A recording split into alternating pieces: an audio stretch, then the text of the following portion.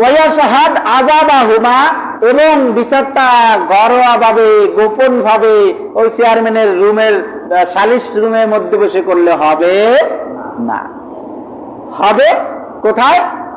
উন্মুক্ত ময়দানে। আল্লাহ বলছেন ওয়ালিয়াশহাদ আযাবাহুমা, এমন জায়গায় বিচার করো যেখানে মানুষ যেন দেখতে পারে।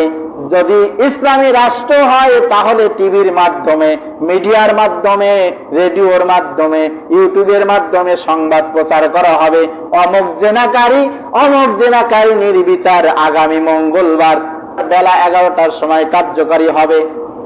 ঢাকার কোন ময়দানে? শাপলা চত্বরে বিচার কার্যকর করা হবে। সকলকে জানানো যাচ্ছে, সকলকে আসার জন্য বলা যাচ্ছে।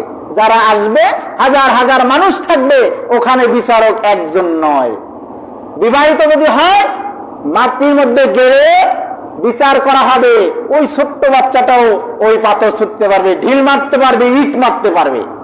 আপনি আমি প্রত্যেকেই এমন একটা সওয়াবপূর্ণ কাজে অংশীদার না হয়ে কি ঠান্ডা হব? আর এতগুলো মানুষ যদি এক একটাও মারে তো ওর আর অস্তিত্ব থাকবে? মানুষ তো দূরের কথা, ওর চামড়া হাড্ডি গুড্ডি সব আলাদা আলাদা টুকরো টুকরো হয়ে যাবে। একদিন বিচার হলো সারা পৃথিবীর মানুষ দেখবে। এই বিশেষ করে বাংলাদেশে যদি একটা বিচার এরকম হয়, জেনাকারী তো দূরের কথা, ওই হাত ধরে রাস্তার পরে গল্প থাকবে? থাকবে। এজন্য দায়িত্ব কি, আমাদের ভূমিকা কি, যাতে করে ইসলামী রাষ্ট্র প্রতিষ্ঠিত হয় এই ধরনের প্রচেষ্টা আমাকে আপনাকে প্রত্যেকেরই করতে হবে, ঠিক না? ইসলামী রাষ্ট্র যদি হয়, এই বিচারগুলো যদি কোরআন থেকে হয়, জেনা থাকবে না, বেবিচার থাকবে না, ছিনতাইকারী থাকবে না, খুন রাহাজানি ধর্ষণ কোনো কিছুই সমাজে থাকবে না। আল্লাহর রাসূলের সেই সমাজ খয়রুল কুরুনি করনি, শ্রেষ্ঠ যুগ আমার যুগ।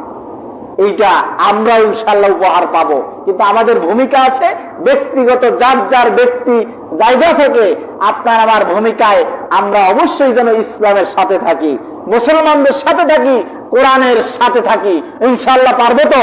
যারা যারা কারা কারা পারবো হাত উঁচিয়ে আল্লাহকে দেখাবো আল্লাহর ঘরে বসে। আজ থেকে আমরা কোরআনের বিপক্ষে যাব না।